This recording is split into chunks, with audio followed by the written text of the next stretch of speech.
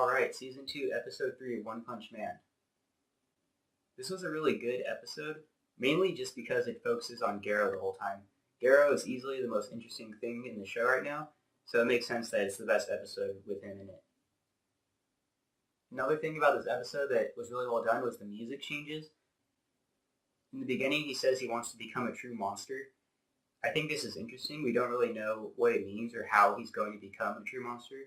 Maybe he has to defeat all the heroes. Maybe being a true monster means being the strongest. We're not entirely sure yet. So Garo fights the rank S, rank 16 hero. We see that Garo is not a god. He does bleed. He gets a bloody nose. He gets blood coming from his mouth, so he can be injured. But when Garo starts fighting seriously, we see that he is much stronger than the rank 16 hero.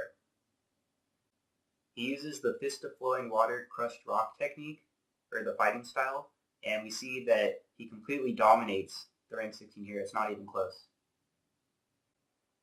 So we know Garo is much stronger than the rank 16, but we don't know how strong he is exactly. Garo also says, "I know your fighting style now," so we know that he is definitely a martial artist. He can take his opponent's techniques and adapt to them really quickly, and he learns fast. So he's definitely going to be a hard opponent to fight if he's constantly adapting and learning during the fight. Another interesting thing is that he says he's going to kill these heroes, but he doesn't kill a single one. He just beats them up and puts them in the hospital. So I wonder if that's just an anime thing, or there's a reason that he's saying that and not doing it. And we see that Garo isn't pure evil when he's talking with the kid, and he doesn't steal his book or do anything to the kid, so we know he's not pure evil. So we're not really sure what Garo is yet, so we still don't understand him yet. We get a glimpse into his abilities and everything, but we don't understand his motives or what his meaning is or anything like that. And when he fights the two heroes in the alley, we see that he can make mistakes because he gets caught off guard. Another important thing we learn from this fight is he really doesn't feel pain. He gets shot through the leg and he doesn't even grimace or wince or anything.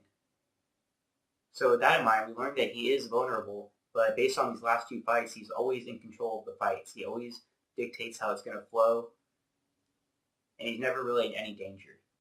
And we also know that he's a calculating type person because he learns their trump cards in the hero book. So he does plan these out. He does calculate and he knows how to use that to win. The only time we see any weakness in Garo is when he meets Saitama. When Saitama hits him back, we see that he has real fear on his face and he feels real pain. And the blow is so strong that it knocks him out. So we know that Garo is much stronger than the rank 16 hero, but he pales in comparison to Saitama.